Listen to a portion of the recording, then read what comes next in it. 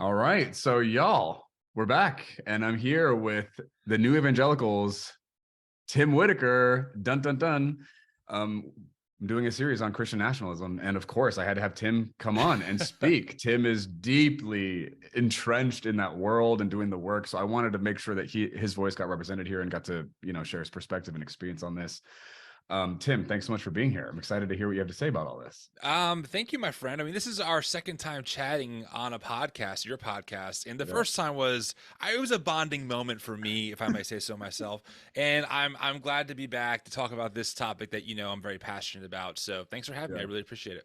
Yeah. So, Tim, that kind of lends us into a particular part of this conversation, which I know we've touched on a bit. If you want to hear more about Tim and our engagement, you can check out his initial interview with me. I think there are 3 episodes on my podcast originally. So go find him there if you want to go see some origin conversations and like background on Tim.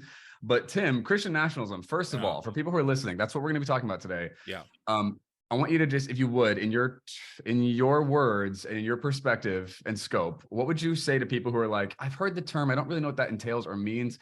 What would you say to them is Christian nationalism before we get into anything else? Yeah, I mean, like any term, depending on who you ask, you might get different flavors of it. If I asked you, hey, how do you define music? You'd be like, well, big topic, right? But Christian nationalism, I think, in maybe its most simplistic form, is simply the belief that America was and is a Christian nation, and that Christians in America must do everything they can in every sphere of culture, mainly politically though, to keep it that way. In the sense of laws, in the sense of policies, in the sense of who it prioritizes, everything is aimed towards maintaining this pseudo Americana Christian culture because we were founded as a Christian nation. That's essentially what Christian nationalism is. That's a very big tent picture. There's a lot more we can go into about what it's steeped in, but that's a good baseline, I think. Totally. Love it. Okay. So someone who might be hearing this for the first time or like broaching the subject loosely, they might hear what you just said and be like, what about what you just said is a bad thing? Why is that a problem? Right. Because we're kind of confronting this as like, hey, there might be a problem to this Christian nationalism thing. If there are Christians who heard what you just said and be like, wait, aren't we a Christian nation? Isn't this like, what would you say? Like, what are the problems initially with Christian nationalism for someone who might not know anything about that? Yeah, well, I think 2 things are important. Number one, this is not saying that you can't be a Christian and exercise your religious faith. It doesn't mean that you can't vote your conscience. No one is saying that's what Christian nationalism is. I mean, many Christians in America are heavily socially minded, and they vote, how they think Jesus would have them vote, including conservatives. Okay, that's not what we're talking about.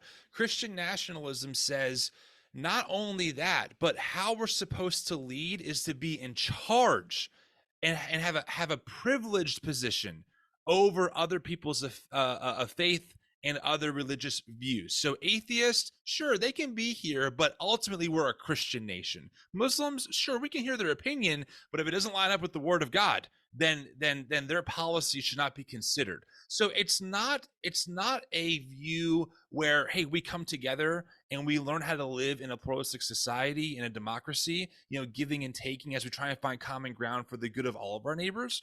It's a belief that says our view, and usually this is steeped in not just Christian thought, but a specific fundamentalist flavor of Christian thought. That's important here.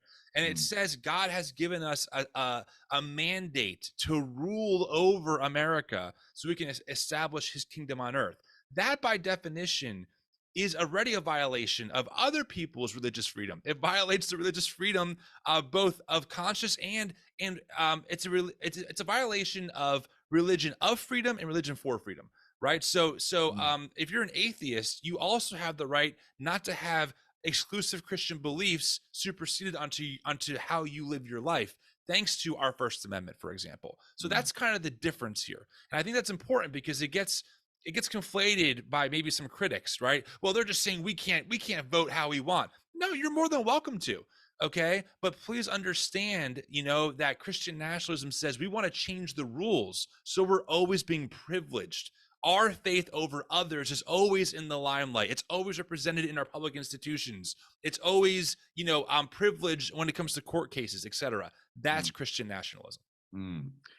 Wow. Okay. So obviously there's so many directions that we could go in terms of pulling it apart and critiquing and whatever. I want to kind of start initially with just if you're up for this, in your own personal journey and experience and proximity to the ills of Christian nationalism, what are some things that you tend to run into repeatedly that hit you on an emotional level, like, oh, this really bugs me about the Christian nationalist perspective that sometimes people I'm addressing don't even recognize?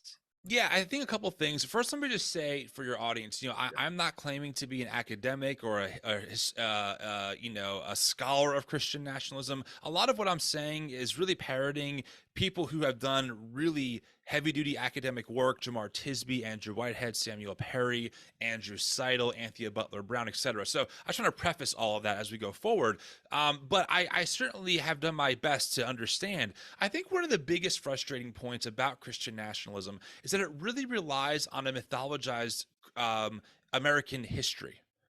Okay, so it relies on this idea that our founding fathers came over here to establish a Christian in law nation, which of course all you have to do is read the Constitution and you don't see the words Jesus, God, Christian nation, Bible anywhere. Andrew Seidel, who's a constitutional lawyer and has done a lot of good work in this field, argues that what makes America so unique, which I know for some people can even sound a little bit triggering based on how that language is used, is Totally. that it's the first country that has a founding document that is incredibly secular. The power comes from the people, not from a specific God or deity. And how our Constitution does not mention any mention of a God or a deity ruling over the country. But in a lot of the circles I grew up in and now follow, there's this very selective telling of history of, well, no, that's not true. We're an we're a Christian nation. And then this mythologized past becomes this illusion of what we have to get back to, right? Make America great again. It's pointing back to this sometime. I mean, no one really knows. Is it 1776? Is it the 1950s when segregation was a thing? Is it the 1970s when Jerry Falwell's fighting for maintaining white schools?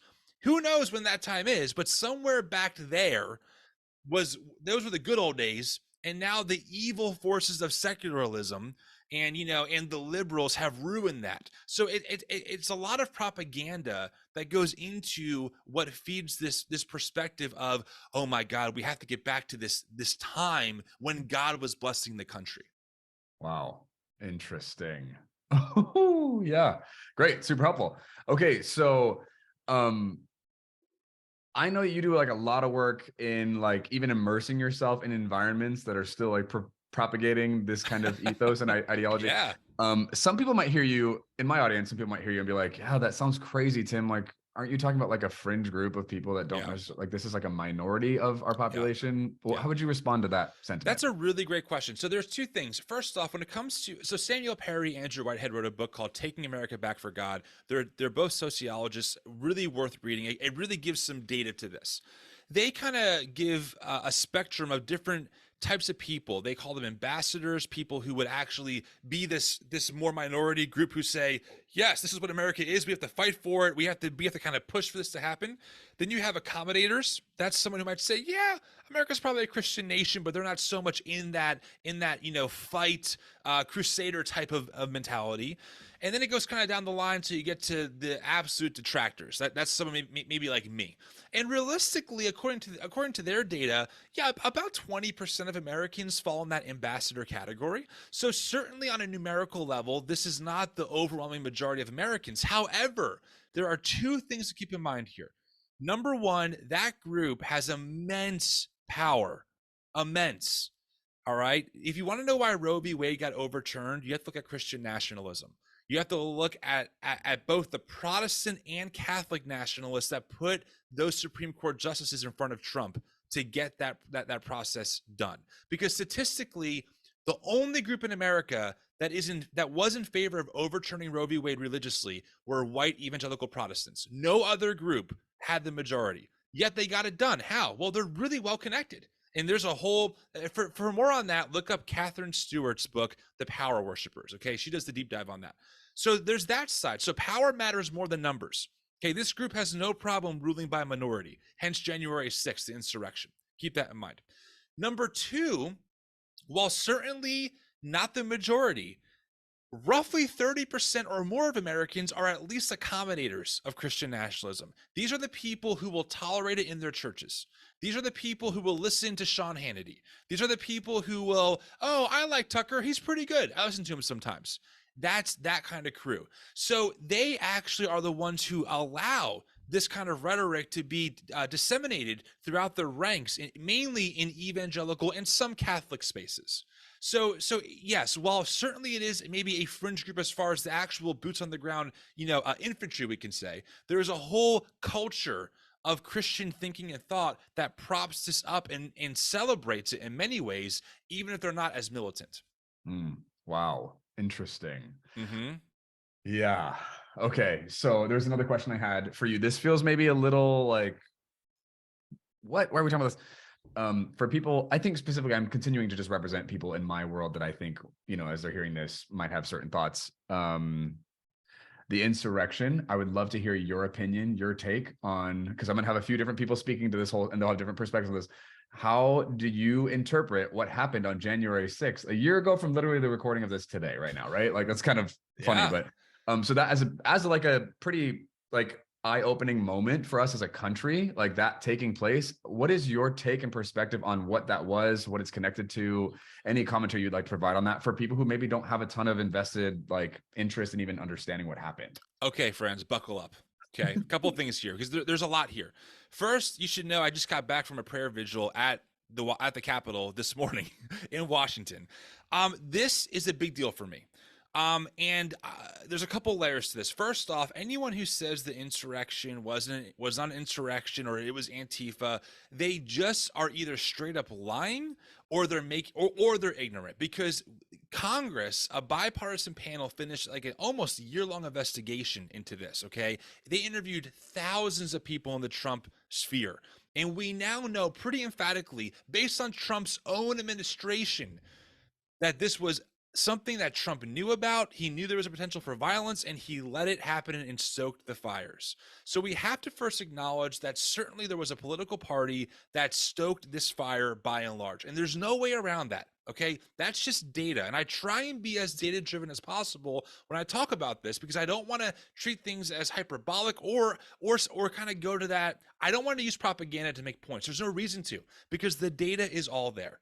Okay, it just is. There's a reason why in these past midterms, 60% of Americans had an election denying candidate on their ballot. 60%. Now, thank God most of them did not get elected. It was a huge, a repudiation of that. But this election denying myth is deep seated in these spaces.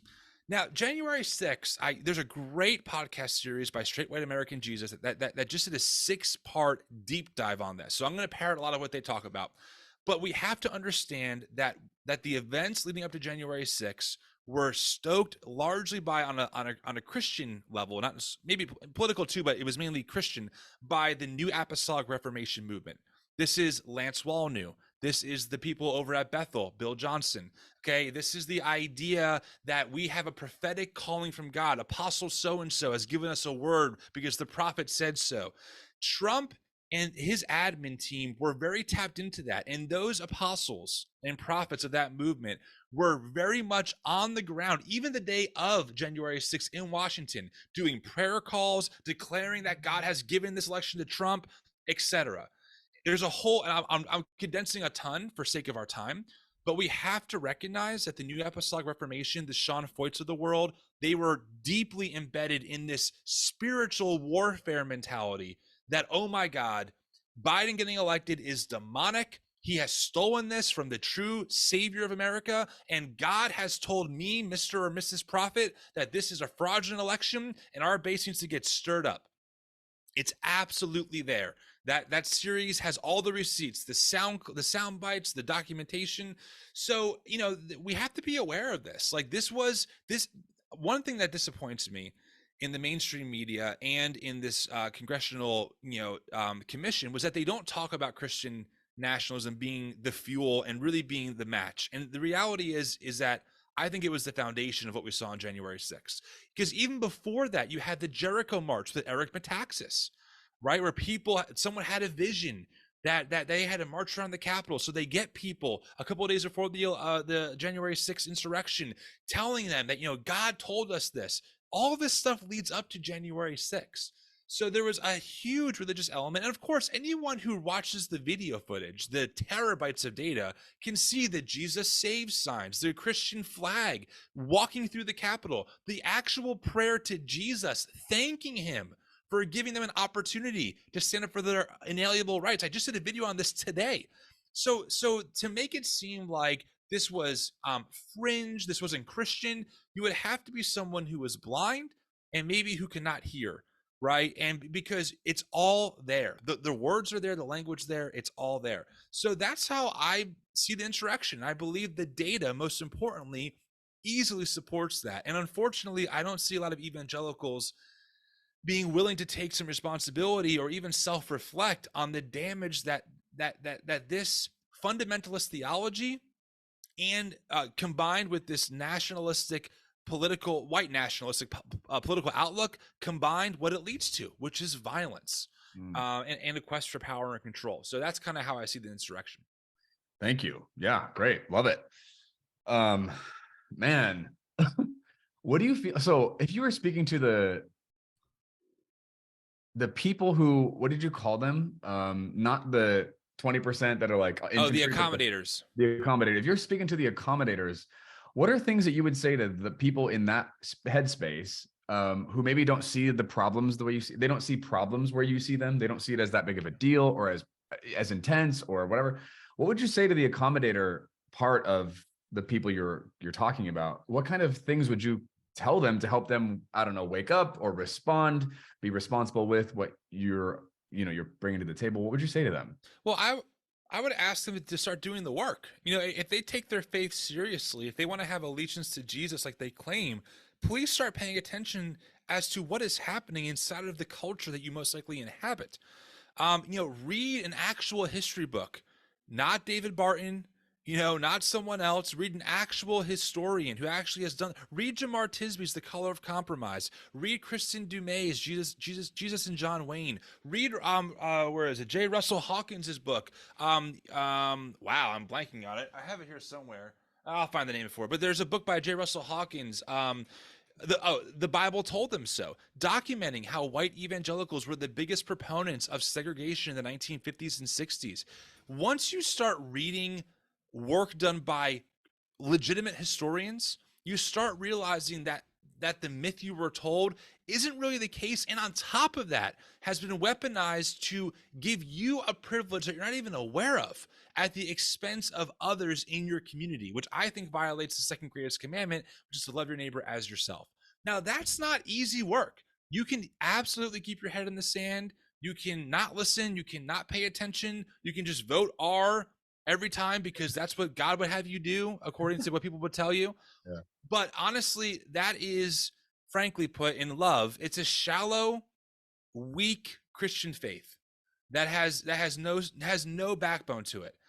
Ultimately, I believe that Jesus teaches us to subvert the empire, and Christian nationalism wants to become the empire. It wants to rule by force. And if you care about your neighbor, if you care about your queer daughter or uncle or nephew or whoever, or your friend who's black or in the BIPOC community, then please give a shit, right? And actually start paying attention, because I'm telling you, this movement is all about maintaining power and control and minimizing the rights of others. One last thing I'll say about this. Where do you think the term grooming has come from over the past couple of years? Why do you think it's aimed at the queer community and not at the church, which has countless examples of people actually molesting children? Why do you think that critical race theory, which has been around since the 80s, all of a sudden is this big boogeyman that you should be afraid of? You have to pay attention to this stuff. It comes from somewhere, and it's participating in a very long history, a very long line of pushing back against minority rights at the expense of the white people in power. Wow. Thank you, Tim. You got me ranting now, Mike. I mean, this is all your fault. I loved it. It was great. I actually got chills a couple times when you were talking. I'm like, what am I thank you. happening, man? I'm curious, Tim, from your perspective, given how into this work you are and how much effort and labor you put into it, because I'm listening to you, I'm like, man, you have put work into this, which I respect. And I know the average person probably isn't going to go to the lengths that you've gone to like do the work. What do you think at this point in your process deters people from doing the work? What's costly for people to do this work? Well, I think a couple of things. Number one, it's overwhelming. And Like it's also, because of the volume of oh my, information. like where do you start? Yeah, Who do you totally. listen to? And I Yeah. think that's the other thing is we live in this world of, well, both sides. But we have to listen to both sides. And listen, I want to be clear about something. I'm all about listening to all sides. I went, all right, friends, to Turning Point America's America Fest. 11,000 people. Ali Stuckey. I was there. Trump Jr. spoke. I was there for 4 days. I'm all about listening. I'm not saying you have to tune them out. But once you start listening, you're going to realize pretty quickly, I think, that it falls apart. And so we have to be aware that sometimes this both sides attitude is used as a weapon to keep you from actually taking a side. And I do believe that God takes sides. I think if we're taking the Bible seriously, there are consistent themes that God consistently takes the side of the oppressed, the marginalized, whoever the empire is exploiting. That's where you tend to find God in the scriptures. I mean, in the scriptures, God drowns Pharaoh. He actually kills Pharaoh. For me, that's a little far, God. I'm not gonna lie. That's a little violent for my taste, you know. Hi, Mike here. I just want to make sure you know that I'm a coach and a consultant. I specifically work with people through their queer journey or their religious baggage, and there's a link below this episode if you want to work with me. All right, let's get back to the episode. But I'm just saying, like, God fights or advocates for liberation ferociously in the scriptures. So we have an obligation. I'm not saying to become a liberal. I'm not saying to become a Democrat. That's not what I'm talking about. I'm saying if you claim to be someone who takes your faith seriously, compare the words of Jesus with the movement you see in right-wing spaces claiming to be on God's side and see if it matches up. How do they treat their enemies? How do they treat their neighbors who don't look like them? Just look at the evidence. You know, I think that would be helpful. I think the other thing that is difficult is that you might have to change, right? It might cost you some friends. It might cost you some relationships and uncomfortable conversations. As someone who is hyper relational, and Mike can attest to this, I'm Yeah, just a very agreed. relational person. I don't like having conflict with people that I am close to. It is very difficult. Losing my church was very difficult, right? Painful. But sometimes I'm not saying to be an can I curse on your podcast? Yeah. Okay, Yeah. thank you. Yeah, I'm not saying be an asshole. All right. We don't want to dehumanize people and become fundamentalists all over again. But my goodness, it is important that you take some positions that might be uncomfortable for the sake of those who are looking for people to partner with them, not to speak over them, not to become their white savior, but simply to say, how can I work with you to get your voices more spread out, to more amplified? That's uncomfortable work. I'm not going to lie. It's uncomfortable. I get it. Yeah. But again, I mean, to speak some Christianese, do we count the cost? Is following Jesus, is it that, is that, yeah, this is language that's been used against me often as an evangelical, right? Like, do you really take your faith seriously? Are you volunteering at the church? Okay, well, let's change that. Do you take your faith seriously? Will you actually taste the sting of oppression, like James Cone says, in solidarity with the poor and marginalized? Is it worth it to you? It's a question you have to ask. I ask myself the same thing. I'm not saying I'm above this. I'm not saying I do it perfectly, but it's something that we have to be aware of. So I think those are maybe two big reasons. Cool. Love that. A mentor of mine, Stan Mitchell, who's an incredible advocate for the queer community, has said this to my team, and we found it really helpful. He's like, if you're not getting hit by the rocks that the queer people in your life are getting hit by, you're not standing close enough. And I'm like, oh, that's helpful language for like recognizing, are you actually showing up for the queer people in your life? What does that actually look like? So in this space, when you're talking about all this, when you're talking about how being overwhelming and it being costly and whatever, if people are like, okay, God, Tim, I think that you're right. I think I am guilty of what you're describing. I think I do feel overwhelmed. I don't know where to start. Is there a simple base place or source that you would like tell people to start in terms of like, hey, if you want to understand or just start the process of unpacking what Christian nationalism has become in America, here's a good place simply to begin that process. Is there somewhere you'd recommend? Sure. I mean, I can give you 3 easy places you can start. Great. You can start with our podcast, shameless plug. We have a lot there. Perfect. I also recommend the No, straight that's way. serious. I think that's a legitimate suggestion. That's great. So your No, podcast would be great. Cool. for sure. Perfect. Yeah. I mean, we have a lot of conversations with a lot of different people about this stuff. The Straight White American Jesus podcast is a great place to start. Bradley Onishi, and I forgot his co-hosts. They're both scholars of religion. They're great communicators. They grew up evangelical in this world and also are scholars. So they have a really great combination there. And then I think a really great book that for sure shaped me big time is The Color of Compromise by Jamar Tisby. It's a very accessible, big picture, history of racism in America, and it's a watershed moment. I mean, it can be a painful read, but it's an important, I think, book for folks to read. You can get it on audiobook. It's not long. I would start there. I think any one of those resources is a great place to start. And of course, you can always DM me too. If you're really that stuck, you can shoot me a DM on Instagram. I get back to almost everyone, and we can go from there. Love it. Cool. Thank you. I have a weird question for you, Tim. I was not thinking about this, but I'm curious how you'd answer this. All the disclaimers in place, knowing, like, hey, this is so strictly your opinion. I would just love to know, based on your journey and awareness and whatever of history in this work, if Jesus was an American right now, what kind of political affiliation do you think he would take? How would he vote? How would you answer that if you would? Yeah, I mean, listen, we have to be honest. We're currently in a two-party system. I understand you can vote for anyone, but we all know, like, at this point, you're really held to vote for blue or for red. There are people who I've heard say you can't be a Christian and vote Democrat. I mean, this is a common talking point parroted, and I'm gonna say, with a lot of caveats, and if Jesus was held at gunpoint and forced to vote, who would he pull the lever for? I would like to think he would have voted for the guy I voted for, which was Joe Biden in 2020, hoping that we could just survive America. I honestly, though, would not be surprised if Jesus was like, no, I'm not voting. Like, it's not important, like, it's just not kingdom work. Like, just get in the gutter, get in the slums, do the work. But you asked me a question that I feel scared to answer, only because I don't ever speak for Jesus. People do it so often. If he was here today, he would never tolerate. And I think that there are certainly themes. I think he'd be pretty critical about all the money in politics. I think he'd tell Trump and probably Joe Biden that it's harder for a rich man to enter the kingdom of heaven than for a camel to go through the eye of a needle. I think that would be a bipartisan statement for Jesus, So I think there'd be a lot of criticisms for sure. But I think if Jesus had to vote, if in this imaginary world there was no option, but which one are you going to go for? I tend to think at this point in my life that the general posture and policies are more in line with loving your neighbor from Democrats in general. Oh, so many freaking caveats there. But based off of what I'm seeing from the Republican side right now. Cool. A lot of caveats, friends. Okay, right. I'm not saying I have the absolute truth here. Just giving you my perspective. Totally.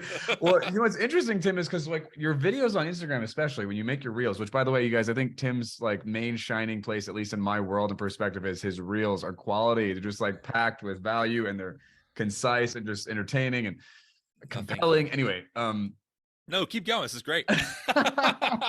Well, Tim, you don't I would say you don't pull punches really. You're pretty explicit and like forthcoming with your opinion and perspective and critique, which I appreciate. I think that's part of why it's compelling to listen to, is because like you're just coming at us and it's helpful. But I think it's also interesting because like I think you get pretty political, right, about your commentary in terms of what you're critiquing. And so it made me wonder, like, oh man, what you have such clear, it seems like, based on your attitude and like presentation, such clear conviction about what an authentic Christian, what a follower of Jesus would be doing, thinking, believing in response to things going on in our world today. I love that clarity you like operate with. And so I just kind of wanted to hear some of the commentary behind it. Because I think sometimes people can hear talking heads say stuff and like, oh, I agree with that point, or I like the way they said that, or I like what they mean there. But underneath, there's so much more history and depth to where that conviction is coming from that doesn't often get presented, and so I guess this is kind of a weird question. I don't know how to ask exactly. I just know that it's here, and you put a lot of effort and energy into critiquing, exposing, confronting, holding accountable, right? Where's that conviction coming from? Where is the drive for you to go to this length to read these many books, listen to these many podcasts, talk to these many people, go to these trips, spend this much time and energy into the work you do? What is motivating you to these lengths? I don't know. I mean, all right, let's get real honest here. I think there's a sense of purpose that this brings me. There's this human need to kind of be a part of something bigger than yourself. I think anywhere in life. I think that's part of it. I think that also I feel very duped by my own Christian heritage, that I feel passionate about exposing like the mirage, because I feel like ultimately it's unjust towards the people that it claims to be just, that it claims to be acting justly towards. And I do think, I think there's a sense, and let's just be honest, like I like making content. I like having my voice heard. I do. Like I like talking. It's what I do. I think anyone who, not And anyone, you're but I good think at it, by the way. I appreciate that. I've always been, even before this work, I've always been someone who's been outspoken. I've been one of these, loudmouth kind of people. It's more refined now, thank Jesus, than what it was. I have like just a hair, just a little eye drops worth of wisdom in my life to kind of help with that a little bit. But I, I I like to talk, and I think what I found in this work is that people tend to tell me that, hey, you're saying things I don't have words for. And listen, people are wired really differently. I don't like writing. Some people are like, I rather write all day. I'm like, good for you. Like, and they're amazing at it. I'm like, how do you write a book? How do you do that? But then I meet people who go, how do you talk like that? I go, how do you not? Like that's my wife. My wife is like, how do you have words all the time? I'm like, Sarah, I have nothing but words in my brain that just need to come out. We're just wired so differently.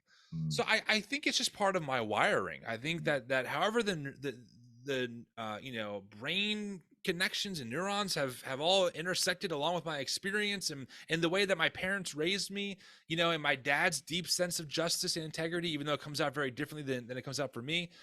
I think all of those things are just kind of stirred in a pot and they're baked, and what comes out is just this. So I think there's a lot of elements there, but I think that the driving element, at least consciously, is I just feel a sense of obligation to help people, right? And to really say, if we're going to claim this allegiance to Jesus view, like, hey, we're Christians, we're representing Christ, who we believe, conquered death and wants to liberate the oppressed, and like loves the poor and loves the marginalized, and calls the rich and powerful to repent and participate in this gospel proclamation of good news for all. If we really believe that, then can we please start living like it? So I think that's a lot of the frustration too, is like I still, despite reading their books, being at their events, listening to their podcasts, I don't understand how they find congruence in this like hyper dehumanizing, everyone but us is demonic, we have the right Bible interpretation and you don't, more power for us, less privilege for you. I don't understand how that's congruent with the message of Jesus. And I've read a lot of their shit. I went to their events. I'm trying to understand, but I just don't. So I think that keeps me going too. Yeah. Okay, cool. Thank you. So if you're talking to Christians who maybe don't consider themselves Christian nationalists and don't feel super involved or connected to the struggle, like what's the big fuss about? But maybe like those kinds of Christians, what would you say to them if they're like, hey, Tim, the idea of like releasing the influence that Christianity has in our country feels terrifying to me. I believe that we should have Jesus, the Bible, God at the center, like in God we trust, right? Like that should be the ethos of what we think even being American means. It sounds like what you're suggesting is that we should dial down the Christian agenda and give other voices equal opportunity to represent themselves, to live life on their terms. So you're talking like Muslims, atheists should have the same opportunity as Christians. Is that what you're saying? What would you say to someone who might be thinking or feeling that way? I'm saying yes, and welcome to democracy. Oh, No, I mean, honestly, I don't mean to sound like rude, but like, yes, that's exactly right. And I think a lot of us who grew up in these Christian spaces have this. We live in a bubble. We live in this bubble that like the world just operates how we experience it, which is true for us, but it's not true for our Muslim neighbors. for our Sikh neighbors, for our atheist neighbors. And guess what? The Constitution affords them the same rights you have. And when people gain equal rights to a privileged class of people, the privileged class oftentimes feels like they're losing rights, even though they're not. Other groups are just gaining the same rights that people like us have always had. Okay, and listen, certainly, in the big arguments, well, morality comes from somewhere. We have to argue. That is democracy, but Christian nationalism says no. We're just going to rule. We're going to be in charge. We're going to rig the system. So we're always being elected. So our policies are privileged. Look up Operation Blitz, friends. Just Google it. Okay, look at what is happening. There is legislation being passed in all 50 states to make things like like a Bible class, a mandatory offered class in public schools. That is Christian privilege, because it's highlighting one religion over another in a society that has a separation of church and state, meaning that public institutions are not to privilege one religion over the other. And before you say it, no, secularism is not a religion. Okay, that is a talking point from Christian nationalists and apologists trying to argue that by a government being free from being forced to privilege a certain religion, somehow that's a religion. No, that would be freedom from religion. And certainly we can argue our ethics and how we get there. That's complicated stuff, and and Christians should throw their hat in the ring and say, hey, I think this, I think that. And that's our voting process. But again, it's about changing the fundamental rules so one class or one group of people, mainly evangelicals and fundamentalists, are always in power. And the reason these people are this people group is specifically being critiqued or held accountable is because they're currently the ones in power. Yeah, I mean, yes, that is true. Yeah, I would say so. And also, hopefully, we can just use our eyes and see how if you watch, if you want to do a little experiment, friends, you should watch the Mitt Romney Obama debate, and then you should watch the Trump Biden debate, and you should see how far we've come in our politics in only 6 years.